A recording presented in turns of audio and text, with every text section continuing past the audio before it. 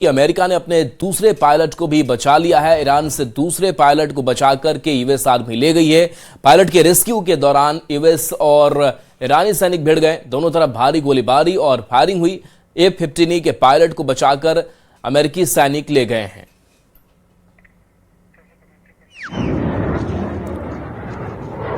तो ये पायलट का बदला और एटमी प्लांट पर हमला हुआ। ईरान में लापता अमेरिकी पायलट को लेकर सोशल मीडिया पर भी एक नया ट्रेंड देखने को मिल रहा है।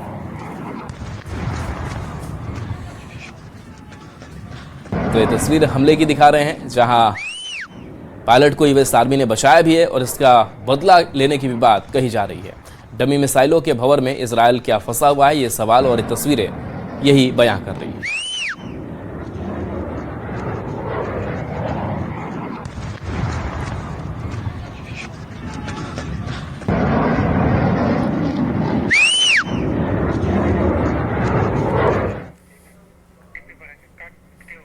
ईरान में लापता अमेरिकी पायलट को लेकर सोशल मीडिया पर एक नया ट्रेंड देखने को मिल रहा है। ईरान के लोग एआई की मदद से बनाई गई तस्वीरें शेयर कर रहे हैं, जिनमें लापता अमेरिकी पायलट का मजाक उड़ाया जा रहा है। कोई पायलट को ईरान के कबायली लोगों के साथ कबाब खाते दिख रहा है, तो कोई डांस करते हुए।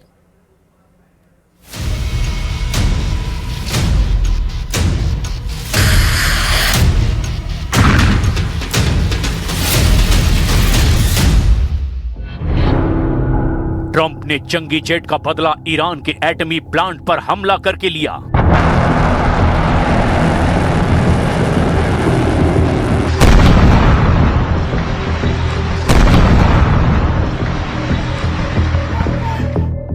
क्या पायलट का बदला एटम बम फोड़कर लेगा सुपर पावर?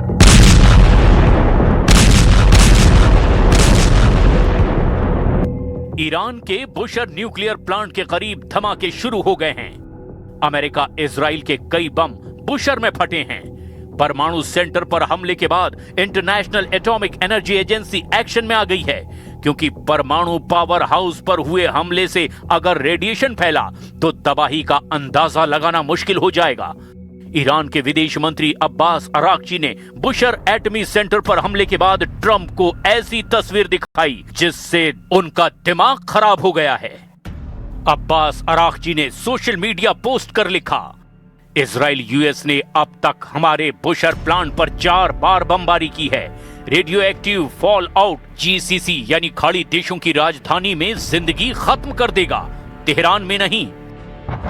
ईरान ने धमकी दी है कि उसके परमाणु सेंटर पर हो रहे हमले नहीं रुके तो खाड़ी में दुश्मन देशों की राजधानी पर एटमी जहर से हमला होगा।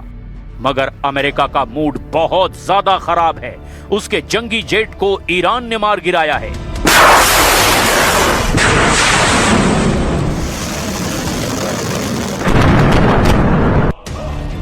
जेट पर सवार 2 में से 1 पायलट ईरान में लापता है।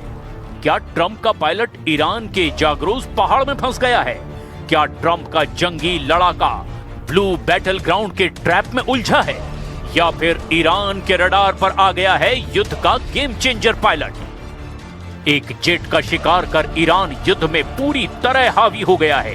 नतीजे में अमेरिका इजराइल बौखलाकर बेहिसाब बारूद बरसाने लगे हैं। तेहरान से इस्फान तक बमबारी हो रही है। मशहद से बुशर तक मिसाइलें फट रही है। लेकिन ईरान भी कम नहीं। ईरान की सेना के साथ अब कबीले भी युद्ध में कूद पड़े हैं।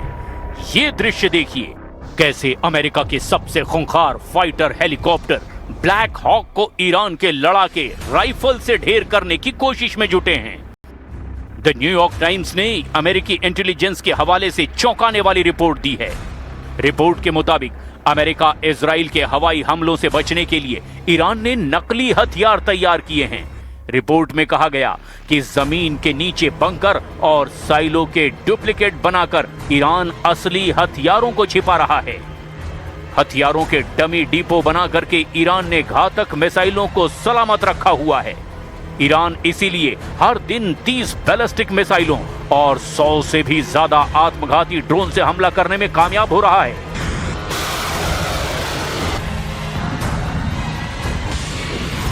ईरान की 2 बेजोड़ हथियारों ने ईरान को अब और ज्यादा घातक बना दिया है।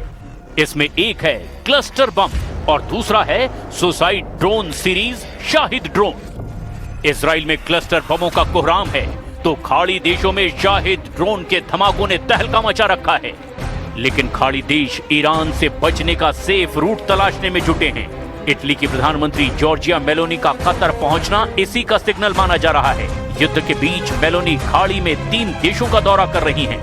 मेलोनी सऊदी अरब, कतर और संयुक्त अरब अमीरात में युद्ध टेंशन को जल्द खत्म करने की कोशिश में जुटी हैं। लेकिन ये सभी कोशिशें किसी काम नहीं आएंगी अगर अमेरिका के पायलट को कुछ हुआ तो। ट्रंप ने ईस्टर के मैसेज में ये क्लियर कर दिया कि वो दुश्मन को हावी नहीं होने देंगे। Knowing that in the end, evil and wickedness will not prevail, in the spirit of joy and renewal this Easter. America फिलहाल बैकफुट पर है, उसका पायलट मिसिंग है।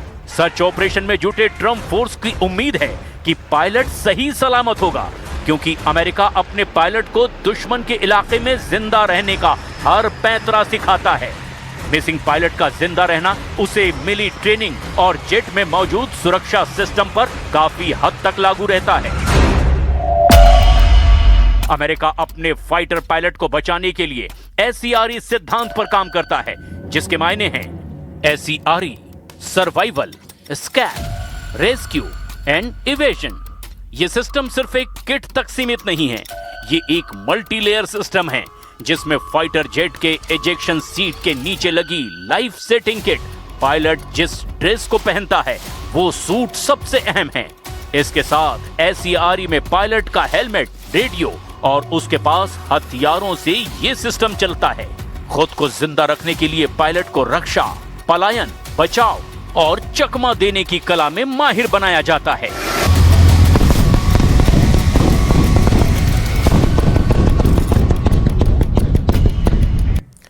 पश्चिम एशिया में भड़की जंग को खत्म करने के लिए ट्रंप के दिए अल्टीमेटम के आखिरी 48 घंटे बचे हैं। इसके बाद या तो ईरान शर्तों को मान लेगा या फिर अमेरिकी पूरी ताकत से ईरान पर हमला कर देगा। इससे पहले हम आपको ट्रंप के अल्टीमेटम की टाइमलाइन बताते हैं। तो देखिए, सबसे पहले 21 मार्च को ट्रंप ने ईरान को स्ट्रेट ऑफ हॉर्मुज को खोलने के लिए 48 घंटे का अल्टीमेटम दिया था और ऐसा ना होने पर उसके बिजली और ऊर्जा सेंटरों पर हमले की चेतावनी दी थी। इसके बाद 23 मार्च को अल्टीमेटम का समय पूरा होने से पहले ही ट्रंप ने ईरान की तरफ से अच्छी और सकारात्मक पहल बताते हुए हमला को 5 दिनों के लिए टाल दिया था। ट्रंप ने 27 मार्च को एक बार फिर ईरान को और समय देते हुए उस पर हमले की नई डेडलाइन सेट कर दी और हमलों के लिए 6 अप्रैल तक का समय दिया। अब उसी डेडलाइन को खत्म होने में सिर्फ 48 घंटे बचे हैं। ईरान की तरफ से कोई सार्थक पहल ना दिखने पर ईरान को डेडलाइन खत्म होने का अल्टीमेटम दिया गया है।